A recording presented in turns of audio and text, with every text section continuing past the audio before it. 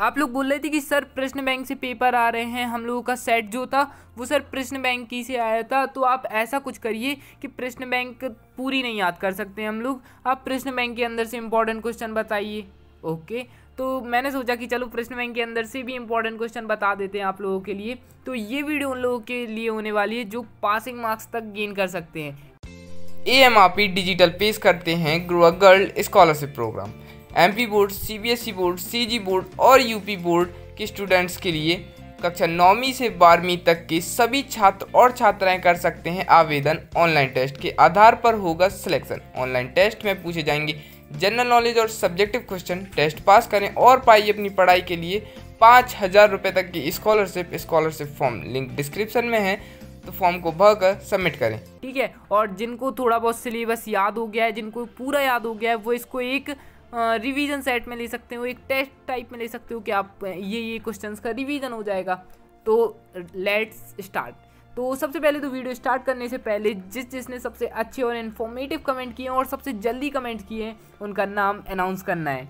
Okay, तो first name है Prithviraj Rajput, second name है सान्या मुल्तानी एंड थर्ड नेम है AMB द ब्लू लाइट। तो many congratulations for them, I hope. और जिनका नेम गाइज नहीं बोल पाया है वीडियो में तो प्लीज़ यार सॉरी, क्योंकि काफ़ी लोगों ने बहुत अच्छे कमेंट्स किए थे, लेकिन जिसके सबसे अच्छे कमेंट्स थे उन्हीं का नाम अनाउंस करना पड़ा।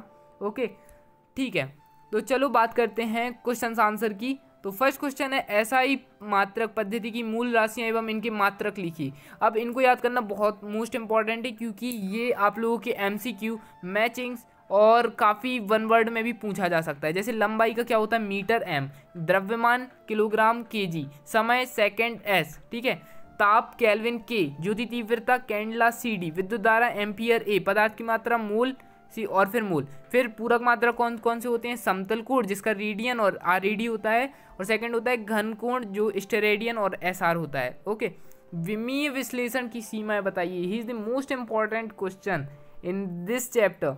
ठीक है, तो अपन लोग क्या लिखते हैं, यदि सूत्र में कोई विमाहीन नियतांक आता है तो उसका मान इस विधि से ज्ञात नहीं किया जा सकता।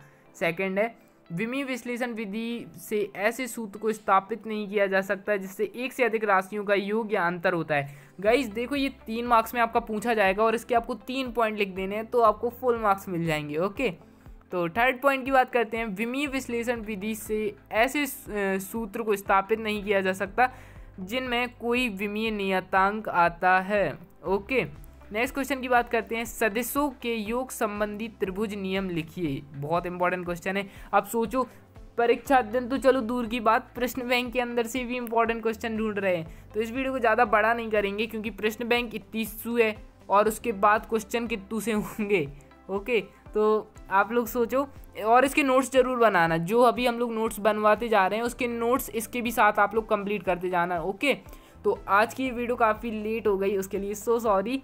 ओके, चलो सदिशों के योग संबंधी त्रिभुज नियम लिखिए। यदि दो सदिश परिमाण व दिशा में एक त्रिभुज की दो संलयन भुजाओं द्वारा एक क्रम से प्रदर्शित किए जा सकते हैं तो उनका परिणामी सदिश परिमाण तथा दिशा में त्रिभुज की तीसरी भुजा द्वारा विपरीत क्रम से प्रदर्शित होता है। ओके, नेक्स्ट क्वेश्चन की बात करते हैं। ऊर्जा संरक्षण का नियम। तो ये तो मैंने पिछली वीडियोस में भी बताया था और ये आपका आएगा ही आएगा। क्या है? इस नियम के अनुसार ऊर्जा ना तो उत्पन्न की जा सकती और ना ही नष्ट की जा सकती, केवल इसका रूपांतरण होता है। मतलब आप इसे ऐसा भी लिख सकते हो, इसे एक रूप से दूसरे रूप में परिवर्तन नहीं किया जा सकता। ठीक है, किया जा सकता है। इस प्रकार ब्रह्मांड में संपूर्ण ऊर्जाओं का कुल योग नियत रहता है। ओके, अप्रत्यक्ष संघट्ट क्या होता है?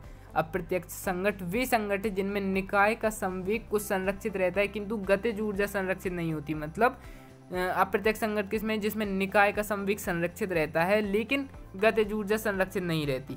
दैनिक जीवन में कीचड़ को छिटक कर दीवार पर चिपकाना तथा गोली का लक्ष्य के अंदर घुसकर रुक जाना अप्रत्यक्ष संघट्ट के उदाहरण है।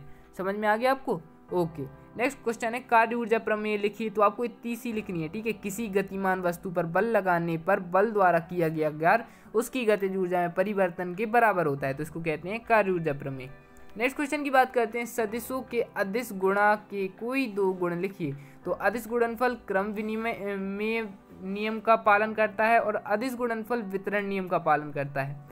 प्रत्यास्थ स्थितिज ऊर्जा की परिभाषा लिखिए। वस्तु में प्रत्यास्थता के गुण के कारण उससे संचित स्थितिज ऊर्जा को प्रत्यास्थ स्थितिज ऊर्जा कहते हैं। नाभिकीय विखंडन में ऊर्जा किस प्रकार प्राप्त होती है? नाभिकीय विखंडन में अत्यधिक ऊर्जा का उत्सर्जन होता है, जिसे नाभिकीय ऊर्जा कहते हैं। नेक्स्ट क्वेश्चन है संरक्षी बल एवं असंरक्षी बल। इसका आंसर है इस बल द्वारा किसी कण को एक बिंदु से दूसरे बिंदु तक ले जाने में किया गया कार्य कण के मार्ग पर निर्भर करता है। और इसमें क्या है, इस बल द्वारा किसी कण को एक बिंदु से दूसरे बिंदु तक ले जाने में किया गया कार्य कण के मार्ग पर निर्भर करता है। ओके, बाकी 2 पॉइंट आप लोग देख लीजिए, ठीक है। गुरुत्वाकर्षण का सर्वाधिक नियम लिखिए। तो ब्रह्मांड में स्थिति किन्हीं 2 पिंडों के बीच लगने वाला आकर्षण बल उनके पिंडों के द्रव्यमान के गुणनफल के अनुक्रमानुपाती व उनके बीच की दूरी के वर्ग व्युत्क्रमानुपाती होता है। पलायन चाल किसे कहते हैं? बहुत आप लोग क्वेश्चन देखकर ही समझ गए होंगे यार। हाँ, ये इंपॉर्टेंट क्वेश्चन है, ये सब वीडियो से अलग है। यूट्यूब पर जितनी भी वीडियोस अपलोड हो रही हैं, सर की वीडियो अलग ही होती है ना, मन में आता होगा आपको। चलो ठीक है, नेक्स्ट क्वेश्चन की बात करते हैं। चंद्रमा पर वायुमंडल क्यों नहीं है? मोस्ट इंपॉर्टेंट क्वेश्चन, ये पक्का आएगा। ग्रहों की गति संबंधी कक्षा का नियम लिखिए, ये भी बहुत इंपॉर्टेंट है। ओके, जैसे प्रत्येक ग्रह सूर्य के चारों ओर एक दीर्घवृत्ताकार कक्षा में चक्कर लगाते हैं, जिससे एक फोकस पर सूर्य स्थित होता है। नेक्स्ट क्वेश्चन है धारा रेखीय और विक्षुप्त प्रभाव। धारा रेखीय प्रभाव और विक्षुप्त प्रभाव, इसके आप 3 पॉइंट लिख सकते हो। जैसे एक ये रहा, फिर उसके बाद दूसरा, फिर तीसरा, फिर चौथा, 3 लिख सकते हो, ठीक है, सही रहेंगे। सरल आवर्त गति किसे कहते हैं? कोणीय आवृत्ति किसे कहते हैं? तरंगों के अध्यारोपण का सिद्धांत लिखिए। अनुप्रस्थ तरंग किसे कहते हैं? लिखते जा रहे हो ना आप सभी लोग? अगर ये आंसर आप लोगों ने पूरे कंप्लीट कर लिए तो आपके 2 मार्क्स, 3 मार्क्स एंड 4 मार्क्स तक के सभी डाउट्स क्लियर हो जाएंगे और इनसे रिलेटेड जितने भी क्वेश्चन आएंगे वो इन्हीं के अंडर में आएंगे, ठीक है, नहीं तो ज्यादातर यही आएंगे। Okay guys, thank you so much for watching.